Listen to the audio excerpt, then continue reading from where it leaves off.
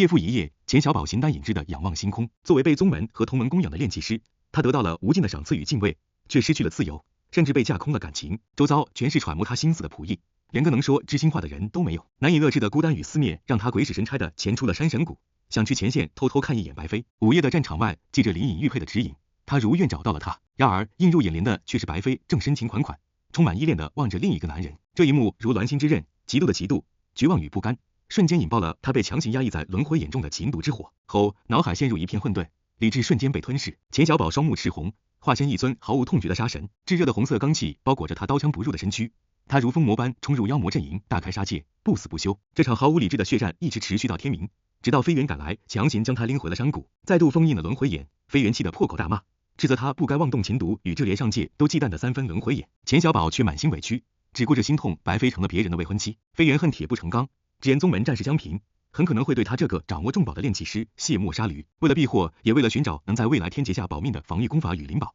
飞猿强令他必须出去历练。卸磨杀驴，哼，求之不得。钱小宝赌气般的振作起来，眼中重新燃起财迷的光芒。正好烦透了，那我就去天道联盟交易会，看我这个奸商怎么去发大财。看着徒弟疯疯癫癫跑去准备的背影，飞猿暗叹这孩子看似柔弱，实则愈强则强。为了护他周全，飞猿决定亲自出面，彻底敲打一下预计的仙儿。钱小宝闯祸的消息刚传出，仙儿便带着一大帮人气势汹汹的找上门来。飞猿毫不客气的释放出天人中期的大修士威压，震退了冷寒等人，只将仙儿一人放进小内谷。面对大修士的质问，仙儿不卑不亢，飞猿一针见血的揭穿了他的盘算。为了稳住钱小宝这个团队唯一的炼气命脉，仙儿不惜利用冷寒夺走小宝的首领地位，步步为营地架空他身边所有的人，将他死死圈养在绝对安全的后方。仙儿据理力争，自认给了小宝修仙界求之不得的安稳与富足。如果有选择，我何苦逼自己的弟弟？没了他，我们怎么活下去？掺杂了私心的算计，终究走不长远。飞猿冷笑，无情的戳破了他自以为是的完美布局。他警告仙儿，小宝绝不是他能完全掌控和理解的，并勒令他放任小宝出去碰钉子。临行前，看着面色惨白的仙儿，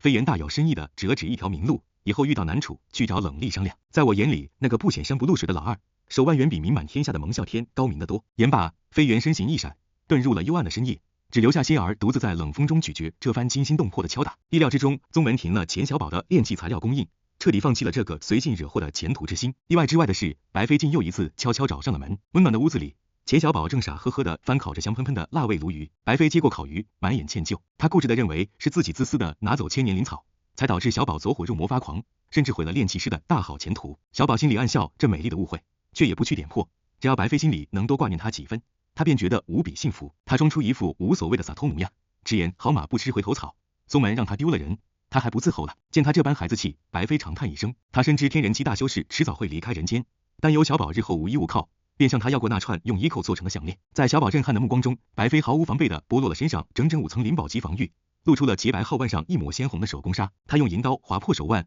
将一滴等同于灵魂的心之精血逼入衣扣之中。他傻傻的却又无比郑重的承诺，只要小宝注入法力，无论千山万水，他都会赶来相救。在这个冰冷残酷的修仙界，一个高贵的女孩子竟将自己的牵挂与安危如此放心的交托给他。小宝干涸已久的心被彻底填满，感动的泪雨滂沱，嘴上却死鸭子嘴硬的说是风沙迷了眼。两人随后玩笑般聊起未来，白飞劝他到了合体期就找个好女孩，甚至透露有几个师姐妹暗恋他。小宝一听，习惯性的满嘴跑火车，嚷嚷着要3妻4妾，征战天下美女，气得白飞骂了句男人都是坏人，便转身离去。家人的背影消失在天际，天空忽然下起了瓢泼大雨，伪装的坚强瞬间崩溃。小宝蹲在雨中，攥着那颗融得精血的衣扣，毫无顾忌的放声大哭。身体痛了，心就不会那么痛了吗？一把小伞悄然替他遮住了漫天风雨。希儿红着眼眶，嘴角却挂着一丝残忍的微笑，轻描淡写的表示白飞的事他会帮忙处理，一切尽在他的掌握之中。这句话成了压垮骆驼的最后一根稻草。小宝猛地站起，愤怒的嘶吼着让仙儿滚。他痛斥仙儿的冷血算计，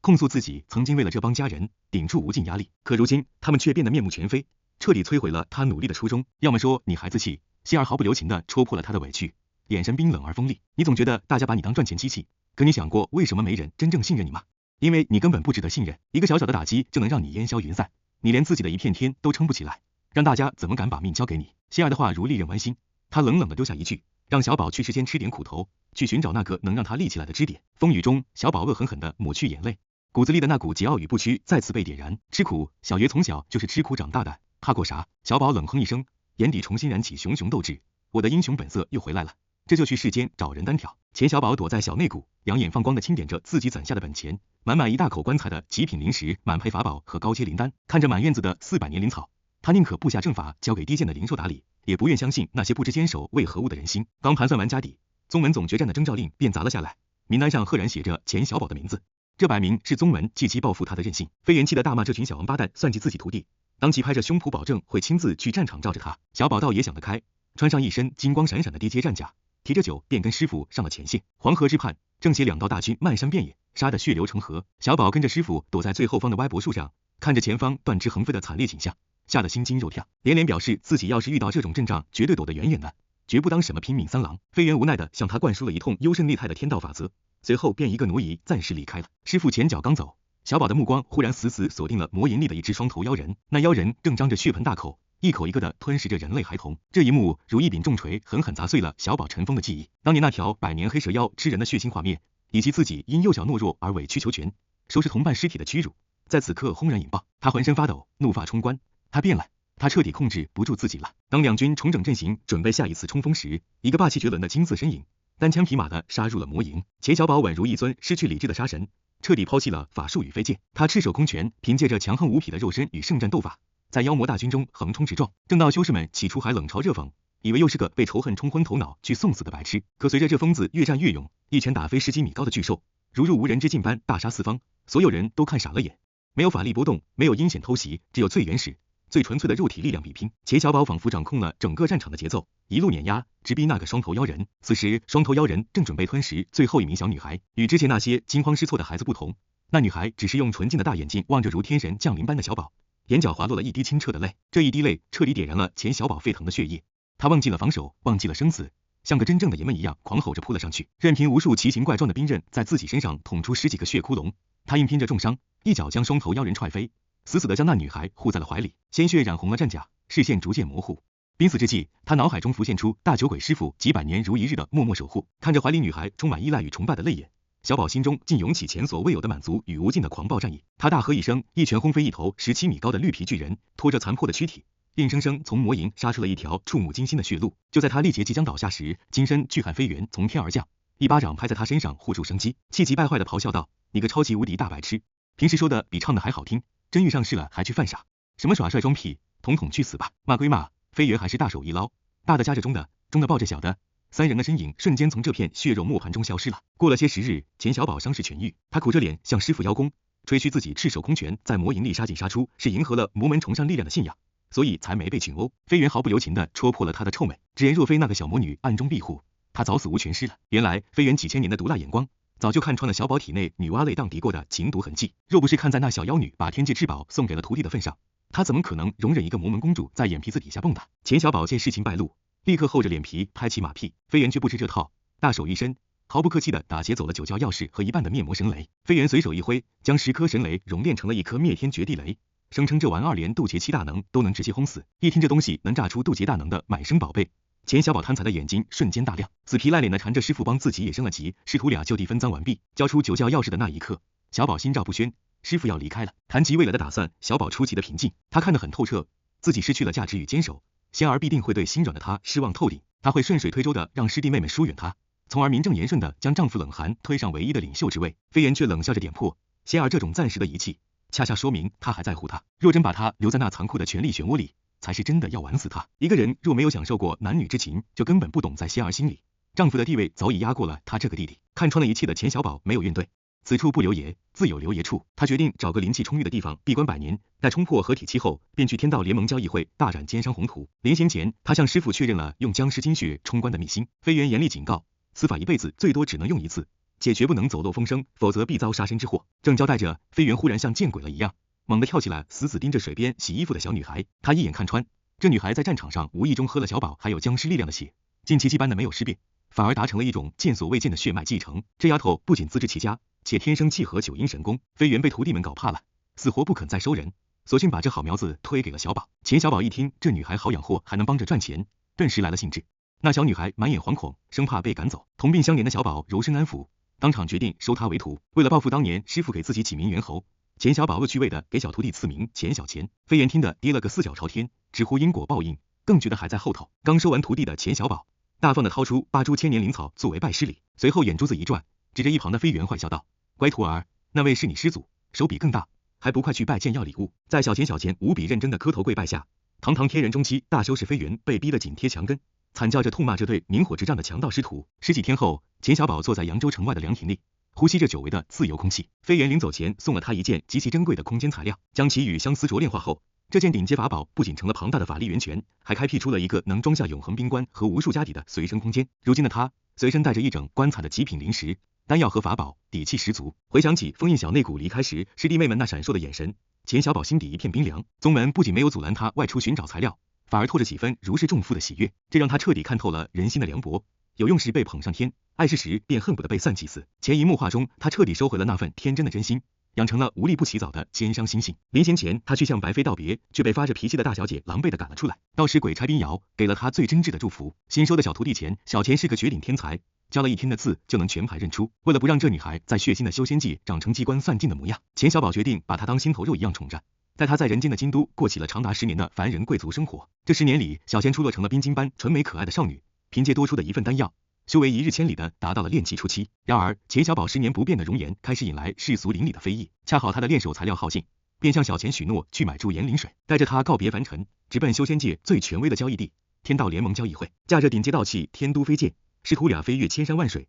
终于抵达交易会外围。然而，迎接他们的却是一场打劫。拦路的是5个满脸皱纹的老者，为首的是结丹中期，其余4个皆是御境后期。这群寿元将近、穷途末路的老家伙，将结丹后期且骨龄极轻的钱小宝当成了救命的大肥羊，打算拼死干一票。面对这帮猥琐老头，钱小宝满脸不屑，他先丢出一个昂贵的防御阵盘护住小钱，随即祭出5把中阶法宝飞剑，夹杂着铺天盖地的金空弹，朝着一个使大锤的莽汉就是一顿狂轰乱炸。这等不讲武德的土豪打法，技术确实把5人打懵了，但对方毕竟是亡命之徒，很快结阵反击。为首的老道一把红剑，一把绿刀，攻防一体，不仅破了钱小宝的顶阶防御道器火云罩，还接连轰击在他最后的底牌金刚护体神功上。老道们很快看穿了钱小宝的致命弱点，速度太慢。他们利用身法拉开距离，巧妙避开金空弹的爆炸范围，不断消耗着小宝的法力。战局急转直下，老道的红剑终于撕裂了法力接近枯竭的护体罡气，擦着钱小宝的脖颈劈杀而过。若非轮回眼的极限预判和斗战胜法的本能闪避，钱小宝已身首异处。生死一线间，被逼急了的钱小宝彻底怒了，他连退数步，借相思啄猛灌一口法力，一咬牙从小空间里一口气祭出10几把中阶法宝飞剑。对面的老头们正眼红这笔天降横财，却见钱小宝满脸疯狂地掐动了法诀，轰！谁也没想到这败家子竟直接自爆了珍贵的法宝，狂暴的灵气混合着法宝碎片瞬间炸开，4个御剑期修士被当场炸得口鼻喷血。钱小宝乘胜追击，硬顶着对方垂死挣扎的符箓和傀儡，再次果断自爆一件法宝。伴随着一声惨绝人寰的轰鸣，一名老匹夫被当场炸得粉碎。毫无悬念地斩杀了那5个老头劫匪后，看着满地的尸体，钱小宝心中不禁涌起一阵兔死狐悲的凄凉。这5人苦修300年，最终却为了区区一点灵石和寿元命丧荒野。然而转头看到身旁满眼关切的小钱，他立刻将这丝软弱抛诸脑后。更让他崩溃的是搜刮战利品环节，自己耗费了价值数万灵石的法宝和炸药，竟然只从这5人身上摸出不到200块灵石的破烂。气急败坏的钱小宝一把火烧了尸体，郁闷地带着徒弟继续赶路。接下来的路途可谓步步杀机。为了省钱，钱小宝在一场苦战后没有赶尽杀绝，谁知对方竟摇来23个高阶修士将他团团包围。面对这群眼冒绿光的亡命之徒，钱小宝果断砸出小半袋金空弹，趁着漫天轰鸣，他披上血红披风，瞬间遁出1500米外，拉着钱小钱钻进永恒冰棺，直沉地下深处。狭窄漆黑的冰棺里，钱小钱吓得放声尖叫。钱小宝生怕引来追兵，情急之下想去捂他的嘴，却因空间逼仄无法动弹，阴差阳错间竟用自己的脸和唇死死堵住了小徒弟的嘴。小女孩莹润的脸颊红得发烫，处子般幽香的热息喷洒在她耳畔。孤男寡女共处一棺，钱小宝体内的9阳情毒瞬间暴走，可怕的高温竟将2人的衣物烧了个精光。在这要命的关头，他强忍着走火入魔的冲动，忍痛捏碎了一颗价值连城的高阶水蓝石，才勉强压下这旖旎又致命的燥热。一男一女就这么赤诚相见，背靠着背，在地下憋屈的躲了20多天。待到风声平息，2人狼狈的逃出冰棺，终于抵达了修仙界最大的销金窟——天道联盟交易会。精神极度紧绷的钱小宝一到地方便瘫在大街上睡了个昏天黑地。醒来后，看着繁华如城、应有尽有的交易会，他肚子饿得直叫，这才惊觉以往这些吃住琐事全被仙儿揽了。头一次独自面对修仙界的毒打，他心里竟莫名叫起屈来，有些想念那个狠心算计自己的姐姐了。身后依然有几10个贼心不死的修士尾随冷嘲热讽。钱小钱红着眼眶打抱不平，钱小宝却满不在乎地大笑，人为财死，想想路上打劫我们的那些人，现在尸骨都被狼啃了，而我们却能站在这里大吃大喝，旁人的白眼算什么？小钱听得懵懂，却咬牙发誓长大后要杀光欺负师傅的坏人。师徒俩找了家小客栈，一口气狂炫了15碗米饭，彻底惊呆了周围那圈不怀好意的跟踪者。交易会物价奇高，师徒俩只能挤一间下房。入夜，钱小宝飞上客栈屋顶，吹着冷风，郁闷地复盘起近期的连番血战。他悲哀地发现，自己引以为傲的满身绝学竟如此不堪一击。九阳神功只占法力深厚的优势，霸式烈火威力大，却前摇太长。斗战胜法近身无敌，却摸不到人。轮回眼消耗极大，而作为底牌的金刚护体神功，更是空有绝对防御而毫无攻击力。他之所以被打得抱头鼠窜，全因手里没有一件能在体内温养、心意相通的本命法宝。痛定思痛，钱小宝决定立刻着手培育，依仗九阳神功的火系底子，顶阶法宝相思镯当仁不让成为首选。而为了配合金刚护体神功，他极其惜命的选中了永恒冰关，打不过大不了以后就带着小徒弟躲进棺材里做缩头乌龟。至于其他法门的配套法宝，只能在这个修仙界最大的集市里碰碰运气了。夜幕深沉，钱小宝开始着手培育本命法宝。半生多年的相思镯轻而易举的获得了100%的契合，但灵宝级的永恒冰关却异常傲娇。钱小宝不信邪的连逼出10几滴珍贵的心之精血，险些当场晕厥，才勉强让他入体。即便如此，这宝贝依旧对他爱答不理。小宝倒也知足，只要关键时刻能躲进去当缩头乌龟保命就行。搞定2件法宝后，他正发愁如何处置那块见不得光的魔之圣王令，谁知额头上的轮回眼忽然暴动，金光大盛，竟瞬间将这件灵宝级的令牌强行吞噬进了眉心的至纯金沙之中。这庞大的法力波动瞬间触犯了城中禁忌，几个呼吸间，几百名元婴期黑甲铁卫凭空出现，将他团团包围。心疼宝贝正欲哭无泪的钱小宝，赶紧装出一副无辜的模样，连连求饶，顺势搬出师傅飞远的名头。带头的灰发老者看清他眉心的金沙，立刻认出他便是那个单挑神龙、号令掌门、狂追白仙子的传奇奇葩。顾及到天人期大修士的面子，铁卫们调侃了一番后网开一面，只留钱小宝独自在房顶上为痛失灵宝而捶胸顿足。次日清晨，小宝发现吸纳了女娲泪和圣王令的金沙中，隐隐浮现出一个透着蛮荒气息的古文字。他也懒得深究，叫醒贪睡的小徒弟下楼吃饭。饭桌上，那群死咬着他们不放的散修又开始冷嘲热讽，不仅骂他们是缩头乌龟，还拿小宝的童子印记讥讽他是个不敢碰女人的软蛋。钱小钱气的拍桌子发飙，钱小宝却依旧古井无波，笑眯眯的扒着饭，只在心底给这帮人判了死刑。就在双方剑拔弩张之际，大厅内刮过一阵诡异的冷风，一名摇着折扇、白净俊朗的蓝白衣少年，带着500多名杀气腾腾的顶尖高手踏入客栈。来人竟是正道前3宗门蜀山仙剑宗的传人，也就是白飞的未婚夫蒙啸天。这排山倒海的阵仗，瞬间吓得那群出言不逊的散修屁滚尿流，作鸟兽散。出乎意料的是，这位名满天下的第一公子毫无架子，不仅遣散了部下的护卫圈，还热情地凑到钱小宝桌前。他坦言自己是慕名而来，对小宝那些不可思议的传奇事迹极为佩服。面对这个完美的情敌，钱小宝心中阴晴不定，半开玩笑的试探起自己狂追白飞的事。谁知蒙啸天不仅不恼，反而极其大度的一笑：100个男子见到小飞，有99个都会倾心，我若去怪，岂不是成了醋坛子了？无妨。他甚至坦言自己原本排斥这门婚事，但在见到小飞后便彻底沦陷，甘愿为他劳累千年。看着眼前这个气宇轩昂、谈吐得体且重情重义的蒙啸天，钱小宝彻底无奈了。他原本准备的一肚子坏水无处发泄，只能顺势与这位无可挑剔的公子哥称兄道弟，把酒言欢，心底却暗自发苦。这家伙居然真的如此完美，这墙角还怎么挖？2个情敌出人意料的融洽。喝完酒后，2人并肩同游交易会，出尽了风头。也借此机会，钱小宝摆脱了散修的纠缠，摸清了城中的大体门道。次日，钱小宝带着丰厚的家底去街边小贩区寻觅摊位，却嫌弃那里鱼龙混杂，会拉低自己极品宝物的身价。他索性转战城中仅有50家店面的最繁华商区，在一家位置极佳的店铺里，他盯上了一个只顾对镜描眉、对客人爱答不理的绝色女店主。钱小宝凑上前套近乎，那女店主于婷一眼认出他眉心的至纯金沙，顿时惊喜地大呼，她就是传闻中那个天下第一傻蛋。这位身为蓬莱仙宗长老闲置侍妾的富婆，平素穷极无聊，名下又有好几处房产，见偶像光临，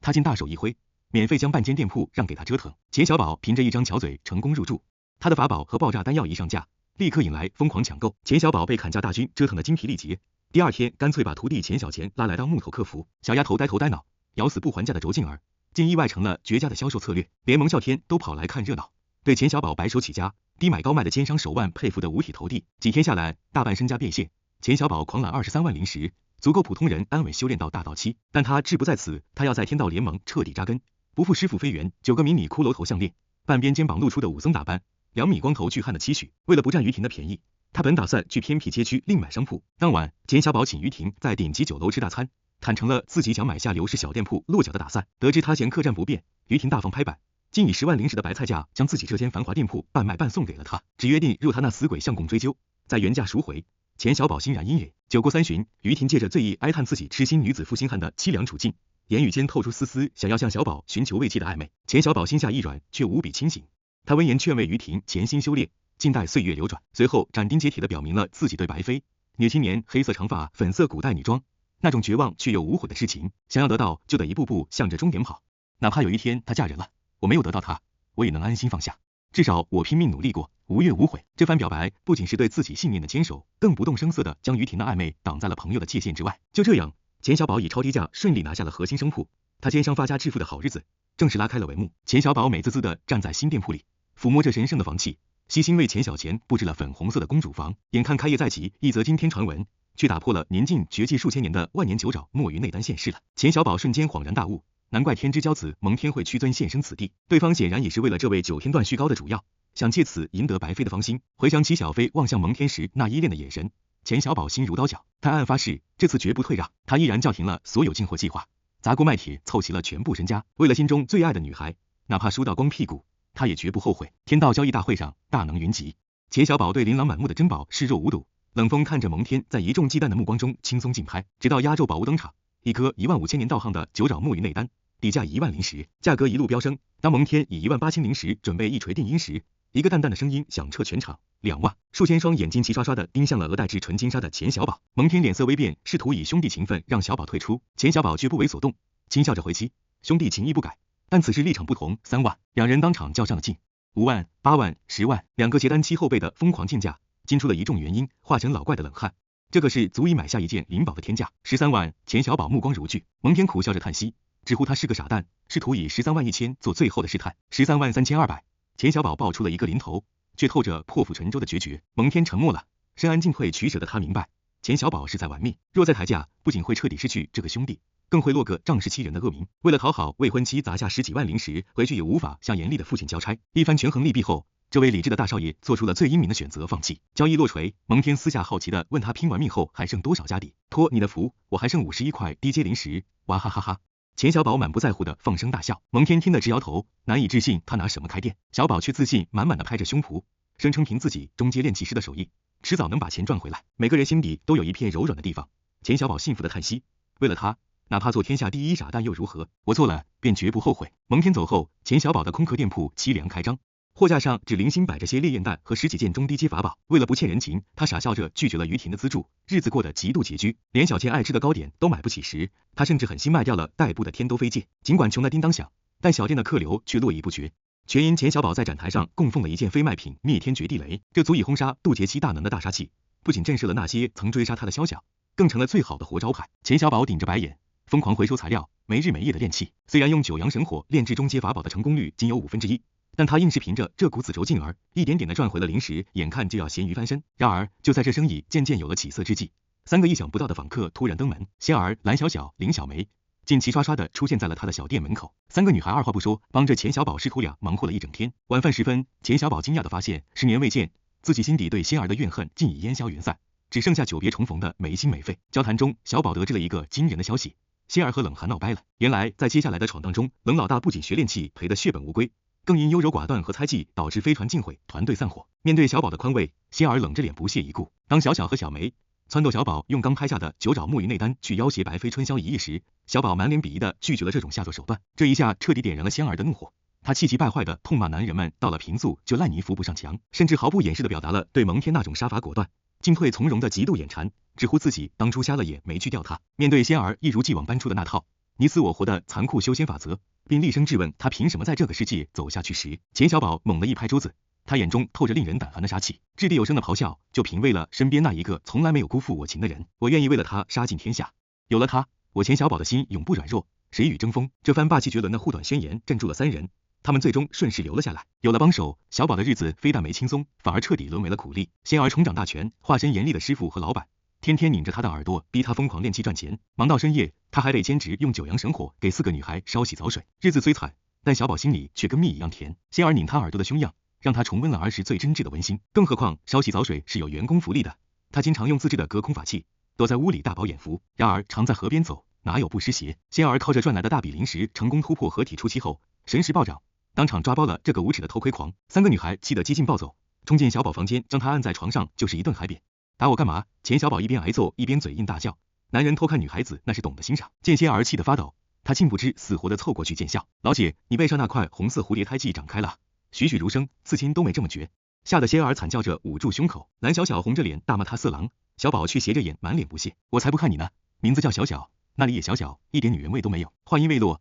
他便被踩到痛处的蓝小小当场拍扁，转头他又冲着林梅坏笑，韩丽二哥好福气啊，谁能想到平时最不显山露水的小梅，那身材比我老姐都惹火，理所当然，她又招来了一顿痛殴。最后3个女孩将她死死按住，红着脸逼问她究竟有没有偷看小钱洗澡。我是冤枉的。钱小宝气急败坏的扯着嗓子大喊，你们的我都看过了，但小钱，我至少绝对没偷看过她洗澡，没偷看过洗澡，那就是在别的地方看过了。你这个连徒弟都不放过的大色狼，打死他！伴随着一声声凄厉的惨呼，自作聪明的钱小宝因为一句语病，又一次被女孩们揍得鬼哭狼嚎。不过一顿胖揍换来小店里重新焕发的生机与热闹，他这顿打挨得倒也值了。偷看风波过后，5人组成的小家又恢复了平静，大家都是快500年道行的修士了，谁也没把这当回事。星儿和林小梅甚至偶尔还会开几句带荤的玩笑，故意逗弄钱小宝，反倒给枯燥的修仙生活增添了不少情趣。钱小宝很享受这种被调侃的氛围，从小孤单的他深知，能让人在离别时哭泣的，往往是那些在一起时制造过无数欢笑的人。他乐得装疯卖傻，只求能在这个小家里留住一份鲜活的人气。他建立店铺，凭借一己之力赚取海量零食，供养着这几个吞金兽的高昂开销。他坚决不让他们去依靠冷氏家族的施舍，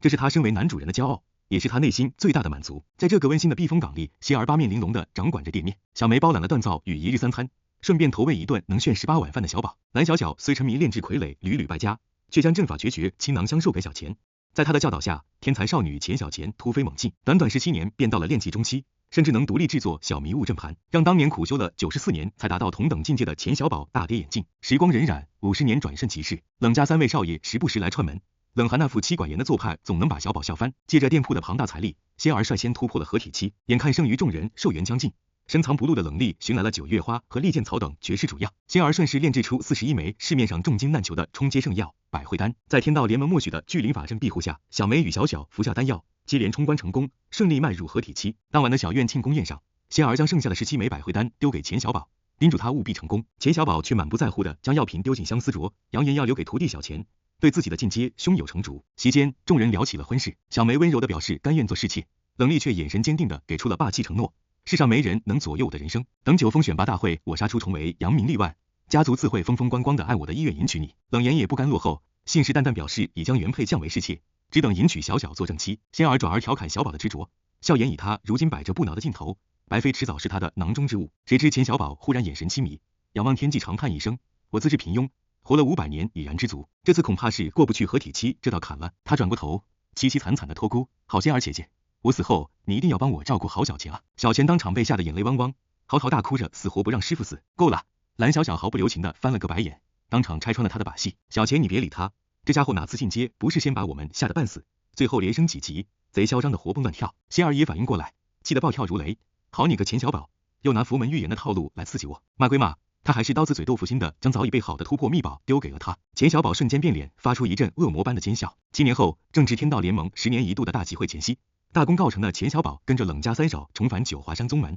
他一路溜达到镇阳峰，几经打听，终于在一片山坳的后方找到了正与同门师姐妹用午饭的白妃。两人刚一碰面，白妃便冷着一张俏脸，一个劲的嘲讽这位独闯百外妖魔大军的绝世大侠居然还记得自己，表面上是挖苦，实则是气他当初不要命的莽撞。钱小宝厚着脸皮连连讨饶，顺势吐槽他饭量太小。一番打情骂俏后，他抛出诱饵，死皮赖脸的求白妃带自己这弱男子去天道联盟交易会见见世面。白妃正愁要为师姐妹们置办100年后9封争夺战的装备，便勉强应允。踩着飞剑上路，钱小宝色眯眯的将双手搭在白妃香肩上，惹得他嫌弃连连。当小宝嬉皮笑脸的保证日后要在争夺战中保护他时，白妃却像被触了逆鳞，红着眼眶厉声打断，我不需要你们保护，我绝对死不了的，别再白白牺牲自己的生命让我难受了。到了泰山封道联盟，白妃直接甩下他去大采购。钱小宝刚在街上晃荡没多久，就因为忘戴面具惹得满街女修犯花痴，被闻讯赶来的蓝小小，你今年黑色短发绿色古代女装一拳砸进了自家店铺里。另一边，这位名满天下的九华山第一美女正经历着1分钱难倒英雄汉的窘境。这几百年来，她见不得身边的师姐妹因缺少丹药而惨死，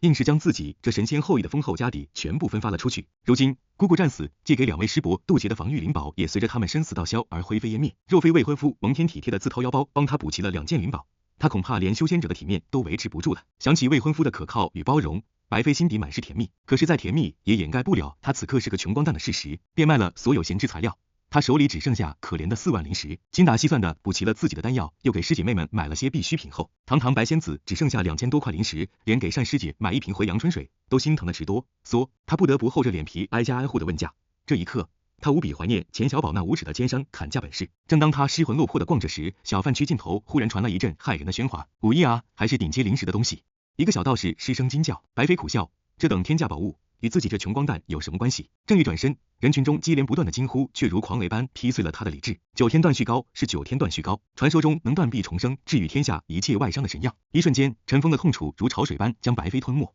那个为了保护他，双腿齐齐粉碎，连手都废掉的吴师姐，那个瘫在床上需要人喂饭，却还傻笑着安慰他没事的吴师姐，那是他700年来最贴心的人，也是他最不敢去触碰的梦魇。听到这个名字，白飞僵在原地，瞬间泪流满面。天道联盟最破落的末梢摊位上，出现了一个头戴滑稽球形面具的黑衣人，他的摊位小得可怜，只摆着3样东西：廉价的飞剑、灵符，以及标价5亿顶阶灵石的9天断续膏。5亿顶阶灵石，这等天价把整个人间掏空都不见得凑得齐。周围瞬间围上了一层又一层的人群，众人破口大骂他想钱想疯了，卖假药。面对人山人海的声讨，蒙面人却大呲呲的坐在木栏上，一副死猪不怕开水烫的拽样，任凭旁人如何威胁唾骂，他都无动于衷。9天断续膏，我要了！伴随着一声绝望的娇呼，白飞不顾形象的撞开人群冲了进来。看着那盒传闻中的神药，吴师姐为救自己粉身碎骨的惨烈画面再次撕裂了他的心，他声泪俱下的哀求着，甚至愿意拿出身上所有的顶级防御灵宝来换。围观者眼红的要命，纷纷催促蒙面人赶紧换。谁知这大坏人摇摇圆脑袋，随手打开玉盒，沁人心脾的药香瞬间让地上枯碎的野草重生。众人被这货真价实的神药刺激的几近疯狂，大坏人却指了指旁边那块概不讲价的破木牌，对灵宝不屑一顾。绝望的白飞双膝一软，竟当众跪倒在地，死死盯着他哭求，只要把药给我，小飞千年万年无怨无悔的跟随你。蒙面人被惊得险些跳起来，一颗小心肝狂跳不止，但在众人的起哄声中，他强装冷漠，上前将他一把拉起，故意粗着嗓子嫌弃道：你长得也不漂亮，我要你做什么？众人气得直骂他瞎了眼，却也有人暗暗心惊，这蒙面人看似粗鄙，实则是好心点醒这位第一美女不要轻易卖身。旁人看不下去，纷纷劝白飞拿点实际的冲阶丹药来换。白飞如获至宝，掏出12粒珍贵的合玉丹，可蒙面人随手摸出一瓶极品百会丹，当场把他的筹码秒成了渣，挥手便赶他走。我不走，今天死也不走。白飞彻底崩溃，大哭着喊出：生是你的人，死是你的鬼。蒙面人掐着腰嚣张的坏笑了一阵，随后假意刁难，质问他究竟有什么长处，能值5亿顶阶灵石。在周围男修们充满龌龊期待的目光中，未经人事的白飞羞愤交加。为了救师姐，他心一横，咬着嘴唇，涨红着脸张开双臂，竟要主动上前去抱那个蒙面大坏人，试图施展美人计。蒙面人不仅敏捷的闪身躲开，替他化解了这难堪的局面，还顺势反问：一个结丹中期的女孩子，大话倒是不小，你凭什么让我相信你能保护我？白飞红着眼眶，死死盯着那小玉盒，急切的发誓：我说话像来算数，无论遇到什么危险，我都会用生命来保护你的。听到这句话，蒙面人忽然仰天大笑，他褪去了伪装的粗犷，换上了一副极具磁性的清朗嗓音，透着无尽的苍凉与自嘲。世事无常啊，多少年前我也曾对一个女孩子说过这样的话，没想到啊，无论遇到什么危险，我都会用生命来保护你的。这句话如一道闪电，劈开了白飞的记忆。这不正是当年那个在山巅迎风大声表白的笨男孩对他许下的诺言吗？他如梦初醒，又羞又愤的冲上前，一把扯开蒙面人的衣领，那颗内含他心之精血的衣扣项链赫然挂在胸前，确认了眼前这个大坏人就是钱小宝。白飞气得小脸发绿，他一拳将他揍飞，抢过9天断续膏，转身就走。这一闹惊动了天道守卫，40杆钢枪瞬间将他包围，扬言要灭他十族。挨了揍的钱小宝赶紧连滚带爬的凑上去，厚着脸皮跟守卫赔笑脸，谎称是小两口闹别扭，这才把事情平息下来。钱小宝一路追着白飞解释，白飞哭得梨花带雨，粉拳雨点般砸在他胸口，控诉他欺负人。钱小宝索性心一横，一把将他紧紧拥入怀中，哪怕被踩脚被狠咬肩膀，他也死不松手，只为贪恋这苦等了500年的温香软玉。待两人冷静下来，钱小宝收起玩世不恭，郑重的发誓自己愿等5000年不娶，只求他给个机会。然而白飞依旧冷酷的拒绝了，他坦言自己已决定舍弃感情，且对未婚夫很满意。退一万步说，即便将来飞升天界，以蒙家一方霸主的势力，钱小宝也毫无胜算。大雨倾盆而下，白飞决绝地离去。钱小宝指着山巅的槐树放声大哭，如果有来生，我愿做一棵树，站成永恒没有悲伤的姿势。带着满身疲惫回到小家，迎接他的是蓝小小如泼妇般的破口大骂。他痛斥小宝是个不折不扣的猪，居然让那个耍脾气的大小姐白白拿走了价值连城的9天断续膏。林小梅也心疼他，劝他干脆清空心肝，看看身边越来越水灵的钱小钱。如今的钱小钱已出落成16、17岁的冰晶少女，不仅把家里打理得井井有条，那双温柔似水的眼睛更是时刻粘在师傅身上，连傻子都看出他动了情。仙儿则在一旁冷悠悠的警告他，若未来还不忍心下狠手，就会彻底遗弃他。小宝闷闷的表示，自己该出手时绝不手软。日子一天天过去，10几年转瞬即逝。钱小宝的寿元只剩20、30年，3个女孩怕他因情伤出意外，宁可日子过得苦点，也严禁他练气。直到有一天，仙儿开门见山的告诉他，别灰心，蒙天那边自己出了问题，他跟白飞走不到一起的。这简直是天籁之音。得知仙儿并未暗中使坏，而是对方阵脚自乱，钱小宝10几年来头一次笑得这么傻。他兴奋的神神叨叨转悠了几圈，像吃糖果般吞下了1粒百会丹，随后一头扎进永恒冰棺里睡了一天一夜。当他再次推开棺材盖走出来时，已然是合体初期。看着钱小宝像没事人一样推开冰棺，溜达到厨房，一口气狂炫了10个大肉包子，又端起放满大块朵颐，4个女孩全傻眼了。仙儿抓狂地大叫，这完全超出了他的掌控与算计，怎么也想不通他为何能如此轻易的进阶。蓝小小早已麻木，只呼这家伙命硬得像小强，只要一拼命想白飞就有如神助。林小梅子庆幸他终于熬过了寿元大限，而小徒弟钱小钱早在一旁喜极而泣，连声求师傅以后别再这么吓人。钱小宝抹抹嘴，刚得意的吹嘘自己福大命大。蓝小小没好气的一拳捶在他脑袋上，啊，冻死我了！蓝小小猛地抽回手，发出凄厉的惨叫，肉眼可见地，他的整条手臂迅速结冰，那骇人的寒气正疯狂的向他全身蔓延，众人骇然失色。恰在此时，一队巡逻的天道守卫飞过，其中一人随手射下一道红光，竟神奇的化解了蓝小小身上的坚冰。守卫们凑在一起嘀咕了片刻，面对像护崽小母鸡一样大喊不许伤害我师傅的钱小钱，他们连看都没多看一眼，便诡异的转身飞走了。惊魂未定的仙儿抓起院里的一只小鸡丢向钱小宝，小鸡在触碰到他身体的瞬间，直接化作了一具冰雕。咦，小钱你不冷吗？唯独一直被小宝拉着的钱小钱眨着大眼睛，一脸娇憨。他不仅没被冻僵，反而觉得师傅的身体异常温暖。钱小宝疲惫的苦笑，不愿多做解释，借口要睡觉，搂着小徒弟便钻进了被窝。仙儿立刻带领小梅和小小展开调查，他们推测钱小钱修炼的是9阴神功，天生免疫且气和严寒，而钱小宝为了强行冲击，定是背着他们吞服了大量僵尸类灵药，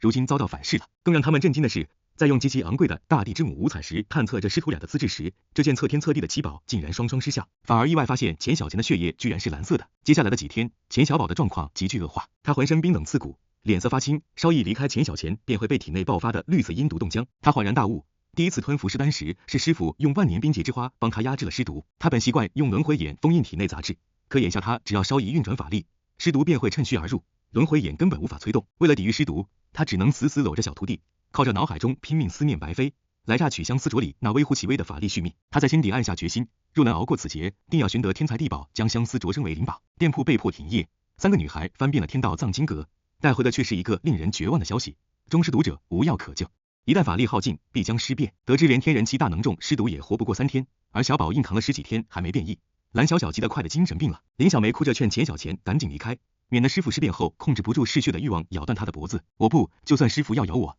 小钱一死不离开。钱小钱红着眼眶，死死抱住钱小宝。听着徒弟的誓言，钱小宝惨然一笑，心底却泛起一阵无力感。他怕自己真控制不住去咬人，果断让仙儿布下这魔法阵，将自己连同永恒冰棺一起封印3个月。大阵落成的瞬间，失去了钱小钱的温暖，钱小宝躺在冰冷的棺材里，任由那股恐怖的阴绿色尸毒彻底接管了全身。极度恐怖的冰棺中，钱小宝惊恐地发现，汹涌的尸毒竟在心脉处诡异的止步了。他没了呼吸，失去了对身体所有的知觉。向来胆大包天的他，终于切实体会到了死亡的恐惧与懊悔。就在他绝望痛哭时，棺材盖被推开了，钱小钱探出满是泪痕的小脸，毫不犹豫地将脖子凑上前，祈求师傅咬他。仙儿3人大惊失色，赶忙将这傻丫头拉开。戴着特制手套的蓝小小一把将钱小宝拎出了冰棺，跌在地上的钱小宝绝望地哀嚎着自己成了死人，再也无法和白飞在一起。然而仙儿等人却满脸狐疑地打量着他，没有青色的瞳孔，没有锋利的獠牙，也没有阴森的鬼音，他就像一具被彻底冻死的普通尸体。小钱扑在他肩头痛哭，钱小宝刚想呵斥，却猛地反手抓住了他，像抓住了救命稻草般激动地大哭起来。有感觉，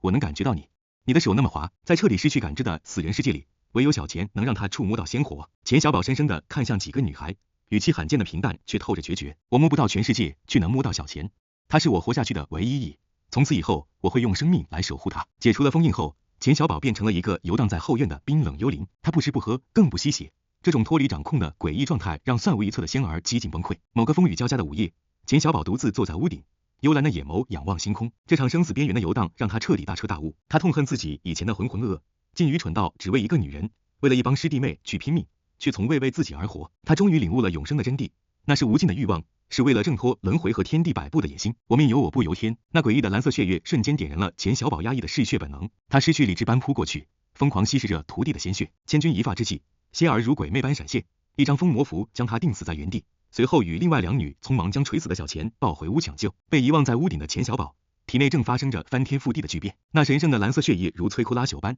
将阴绿色的尸毒杀得兵败如山倒。蓝血运转1个大周天后直逼心脉，刹那间钱小宝心窝处金光大盛，他猛然睁眼，瞳孔深处浮现出蓝色的6芒星法阵，将残余尸毒死死封印在轮回眼深处。而那逆天的蓝血则在他心脉中悄然蜕变成了莹润的金色。屋内心力交瘁的仙儿看着昏迷的钱小钱，百思不得其解。这个身世普通的丫头，不仅身怀天道奇宝都测不出的蓝色血液，那可怕的天赋更是令人嫉妒到发狂。他每天只随便练，就抵得上别人苦修半月。而他那个更离谱的师傅，每次都在濒死关头随便想个女人，吃几颗尸丹就能蛮不讲理的连破5层境界。这对师徒简直一个比一个变态。猛然间，希儿想起了还被钉在屋顶的钱小宝，三女心急火燎的冲上房顶，却扑了个空。一阵疯狂的寻找后，他们齐刷刷的呆立在厨房门口。那个本该是冰冷僵尸的钱小宝，此刻正坐在灶台上大吃大喝，面色红润，笑得像个不折不扣的傻子。